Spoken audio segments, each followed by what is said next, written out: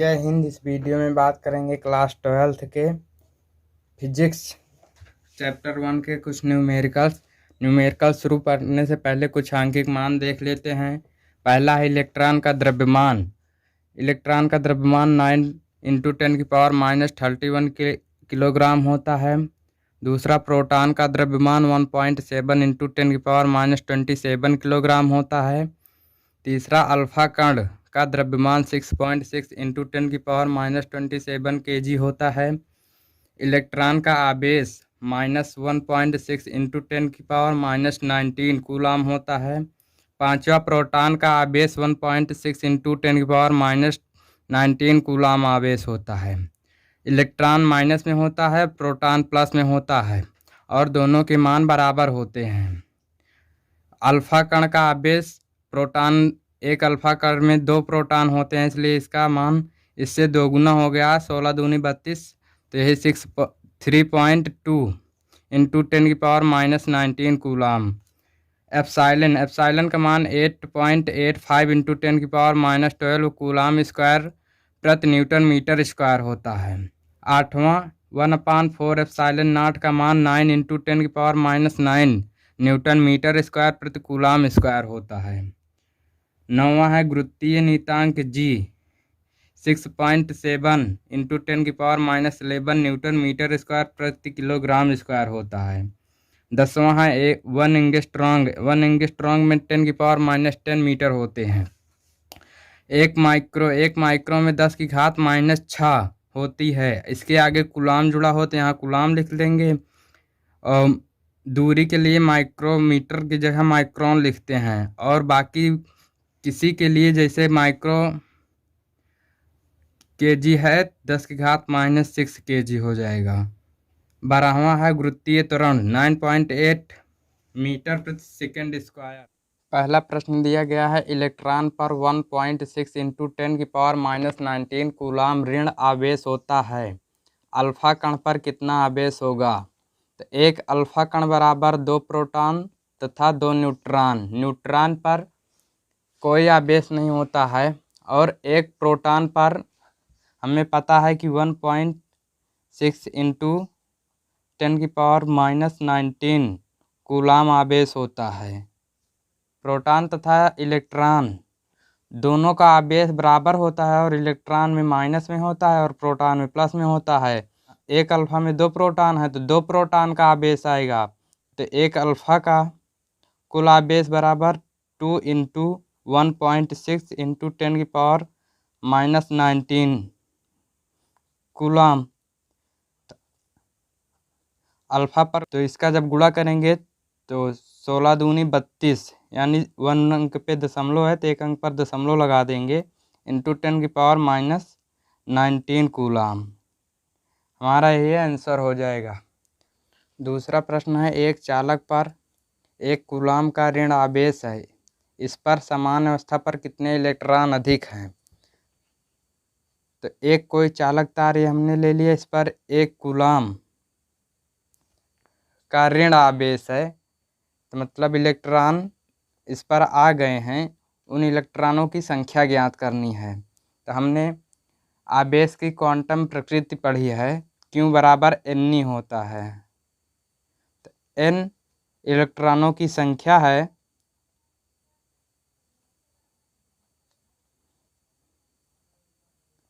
और ये 1 इलेक्ट्रॉन का आवेश होता है।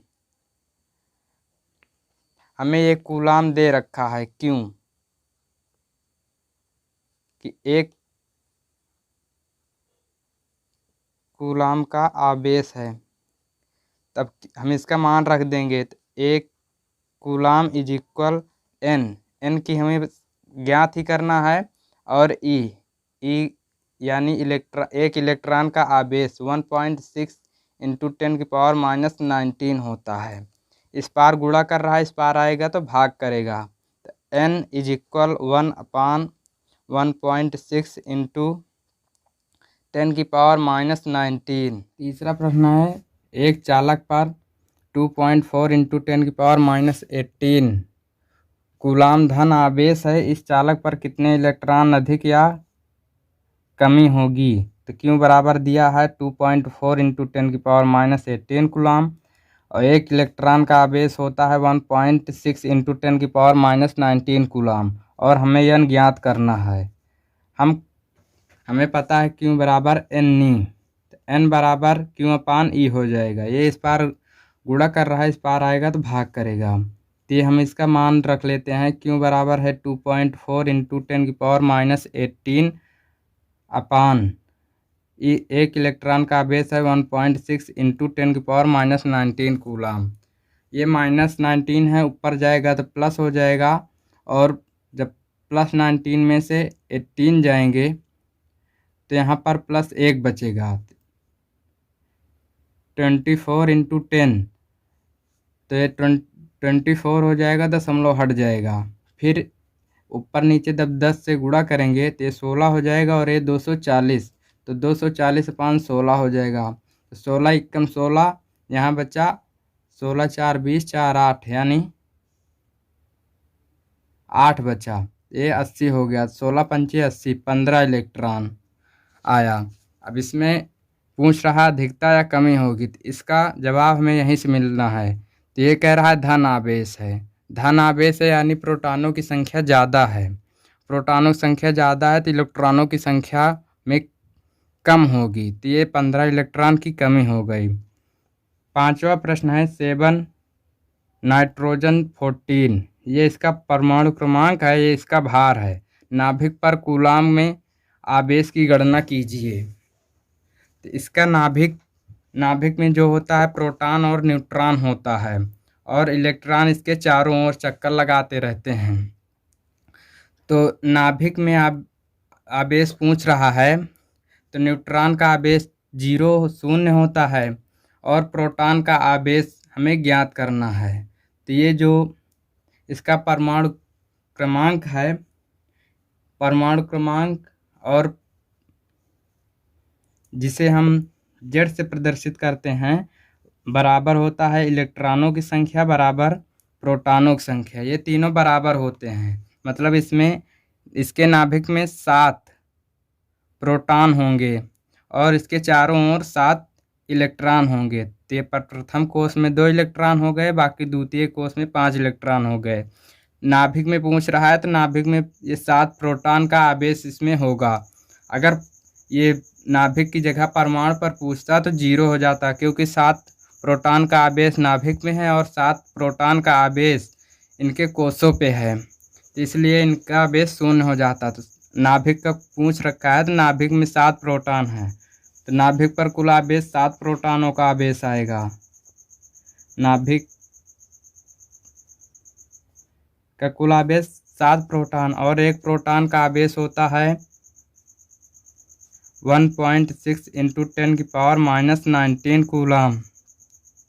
जब इसका गुणा करेंगे तो 16 सत्ते 112 होता है। एक अंक पे दशमलव है, तो एक अंक पर दशमलव लगा लेंगे, तो इंटू 10⁻19 कूलाम, यही हमारा आंसर हो जाएगा।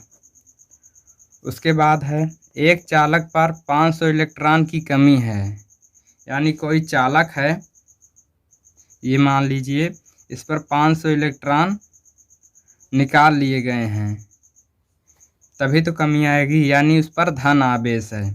इस आवेश की मात्रा तथा प्रकृति ज्ञात कीजिए। आवेश की मात्रा कहे या गणना कहे, कुछ भी कहे, इसमें भ्रम में नहीं होना है। यानी कुल आवेश पूछ रहा है, कितना आवेश उस पर आएगा, और धन प्रकृति यानी धन में आएगा या ऋण में, तो हम इसको अभी ही बता दिए धन में आएगा। तो हल करते हैं। हमसे आवेश पूछ रखा है, यानी क्यू बराबर ज्ञात करना है। एन बराबर दिया है 500 इलेक्ट्रॉन, और एक इलेक्ट्रॉन बराबर होता है का आवेश 1.6 इंटू 10⁻19 होता है। क्यू बराबर एन ई होता है। एन बराबर 500 दिया है, तो 500 गुणे 1.6 इंटू 10⁻19, जब इसका गुणा करेंगे तो आएगा ये 16 पंचे 80, और ये 2 जीरो है, 2 जीरो बढ़ जाएगा, इंटू 10⁻19, 19। इस 16 पंचे 80 हो गया। 80 में जब यहाँ एक अंक पे दशमलव है तो एक अंक पे दशमलव लगा देंगे, तो हम क्यों बराबर 8 इंटू 10⁻+2 लिख सकते हैं, इंटू 10⁻−19। जब आधार बराबर हो तो गुणा में घाते को जोड़ लिया जाता है, तो ये माइनस है ये प्लस है तो घट जाएगा, तो 19 -2 करेंगे तो -17 आ जाएगा। 8 इंटू 10⁻−17 कूलाम। अब हमें प्रकृति ज्ञात करने के लिए यहीं पर दे रखा होता है, जैसे 500 इलेक्ट्रॉन की कमी है तो यानी प्रोटॉनों की संख्या अधिक है, और प्रोटॉनों की संख्या अधिक है मतलब धन आवेश आएगा। तो 8 इंटू 16 इंटू -17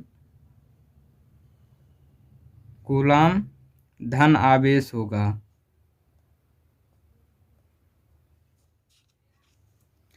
यदि शुद्ध जल का परावैद्युतांक 81 हो, निरपेक्ष वैद्युतशीलता कितनी होगी? परावैद्युतांक इसे ER से प्रदर्शित करते हैं। ER बराबर होता है epsilon upon epsilon not.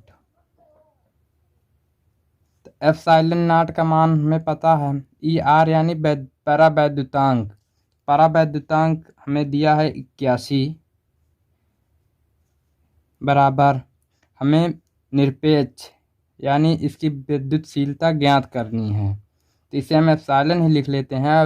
Epsilon not का मान होता है 8.8 इंटू 10⁻−12। यहाँ भाग कर रहा है, इस पार लाएंगे तो गुणा करेगा, तो 81 इंटू 8.8 इंटू 10⁻−12। इसे यहाँ पर लिख लेते हैं एप्सिलॉन बराबर, तो इसका मान आ जाएगा 117। अब ये 9वां प्रश्न है, दो प्रोटॉनों के मध्य लगने वाले प्रतिकर्षण बल की गणना कीजिए। मतलब दो प्रोटॉन हैं, एक यहाँ ले लेते हैं एक यहाँ, इस पे प्रतिकर्षण बल की गणना करना है। तो हमें इसके बीच जो F है उसे ज्ञात करना है, कितना प्रतिकर्षण बल लगेगा।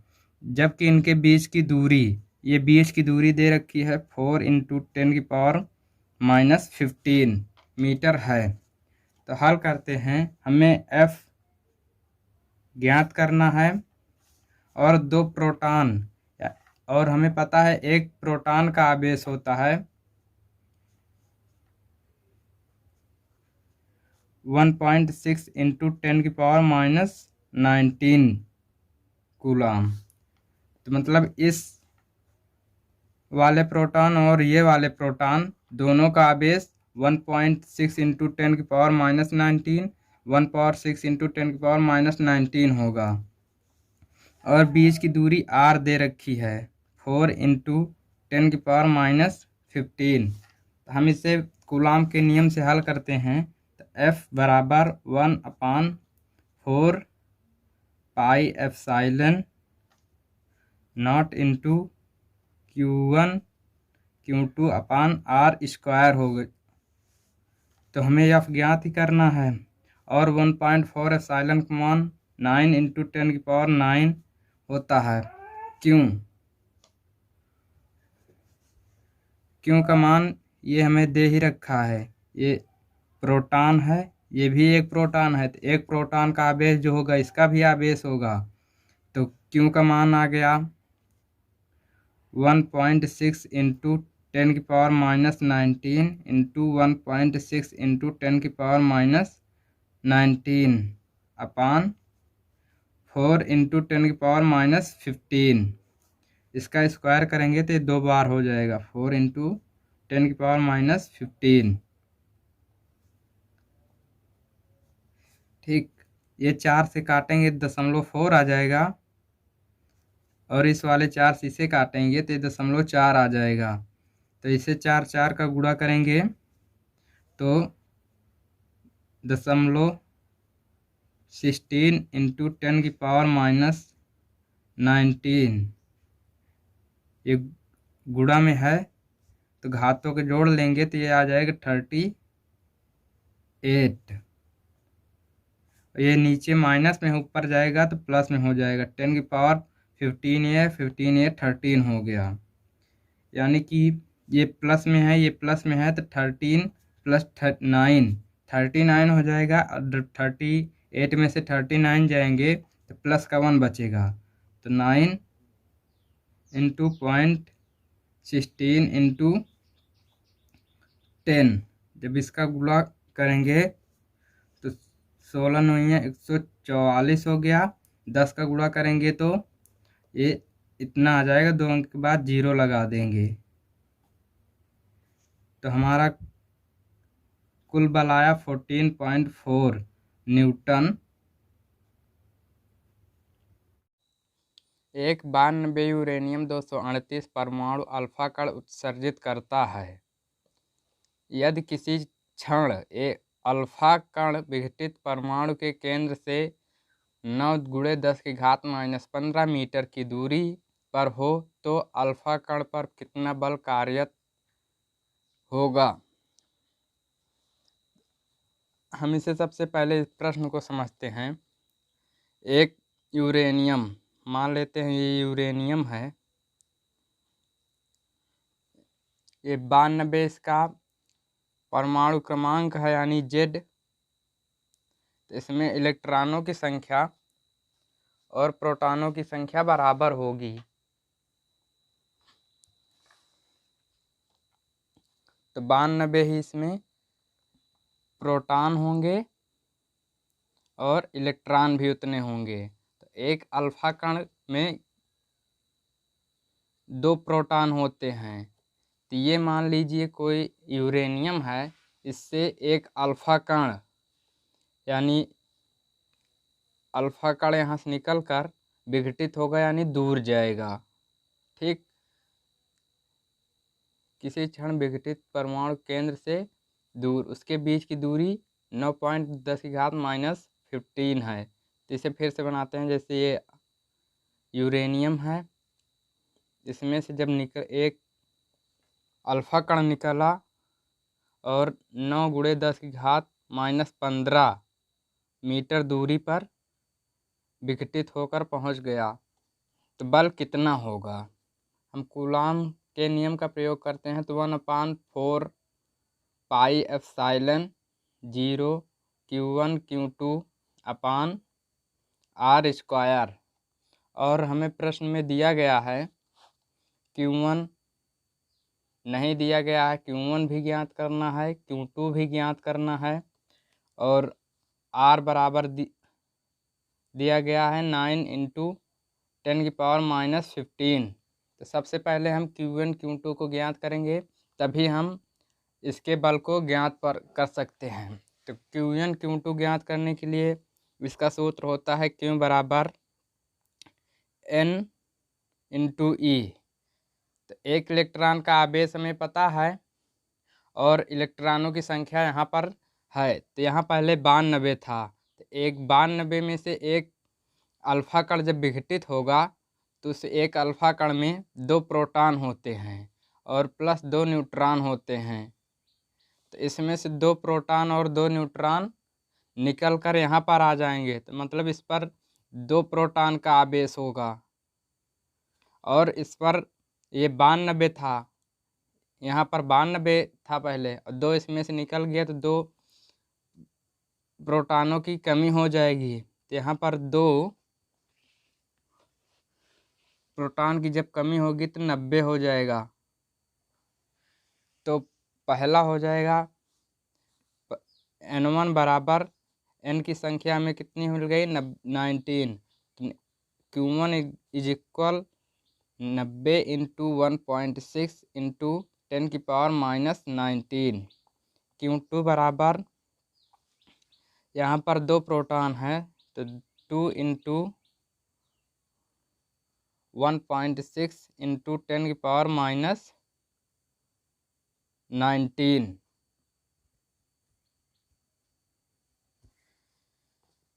ये Q2 बराबर हो गया। तब इस पर हम रख लेते हैं। तो 1/4 एप्सिलॉन का मान अभी से ही रख देते हैं। तो F इज इक्वल 9 × 10⁻⁻9 + 9 Qn का मान है 19 into 1.16 into 10⁻⁻19 into 2 into 1.6 into 10⁻⁻19। ये Q2 का मान हो गया, Q1 का मान हो गया अपान आर स्क्वायर। तो आर का मान है 9 इंटू 10⁻⁻15 स्क्वायर करेंगे यानी 2 बार लिख लेते हैं इसी को, 9 इंटू 10⁻⁻15। अब हम इसे काट देते हैं तो 9 से 9 काटेंगे तो 9 10 जा 19 हो गया। इस 9 से इस 9 को काट देते हैं, ये 15 15 जब आधार समान हो तो गुणा में घाते को जोड़ लिया जाता है। 15 15 30 हो जाएगा, माइनस में है ऊपर जाएगा तो प्लस में हो जाएगा। तो 30 10 की घात 30 प्लस 10 की घात 9 और इन दोनों को जोड़ेंगे तो प्लस 10 की घात इंटू, यहाँ हर जगह इंटू रहेगा तो 38 हो जाएगा। अब 16 और 16 का गुणा करेंगे तो 6 छंग 36 हो गया, हासिल 3 आया। फिर 6 एकम 6 दूनी 12 12 3 15 5 हासिल 1 आया। 1 एकम 1 1 1 2 इंटू 2। यदि आप लोगों को स्क्वायर करने की मेथड नहीं पता है तो इसका लिंक डिस्क्रिप्शन में दे देंगे, आप लोग जाकर देख लेंगे, जिससे आप भी इस तरह गुणा कर सकेंगे। 2 अंक के बाद दशमलव, 1 अंक के बाद दशमलव यहाँ है तो 1 अंक के बाद दशमलव यहाँ है, 2 अंक के बाद दशमलव लगा दिए इंटू 2। अब ये प्लस में है, ये प्लस में है और देखिए माइनस में है। जब इसको गुणा में है तो इन सबको जोड़ लेंगे तो 30 9 39 हो गया और 39 में से 38 जाएगा तो 10 की घात 1 बचेगा इंटू 6 दूनी 12 के 2 हासिल 1, 5 दूनी 10 11 के 1 हासिल 1, 2 दूना 4 1 5। 2 अंक के बाद दशमलव है, 2 अंक के बाद दशमलव लगा देंगे।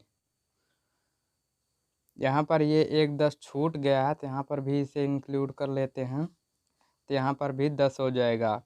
10 10 का गुणा 100 हो जाएगा और ये 512 न्यूटन बल इस पर कार्यरत होगा, हमारा आंसर हो जाएगा। जय हिंद, फिर मिलेंगे नेक्स्ट वीडियो में। यदि आप लोगों को ये गुणा भाग जोड़ घटाना पक्षांतर करना ना आता हो तो आप लोग कमेंट करके आज जो नंबर दिख रहा है उस पर व्हाट्सअप करके बता सकते हैं, जिससे हम आपके लिए एक वीडियो बना देंगे जिसमें आपको गुणा भाग जोड़ घटाना पक्षांतर करने में दिक्कत ना हो।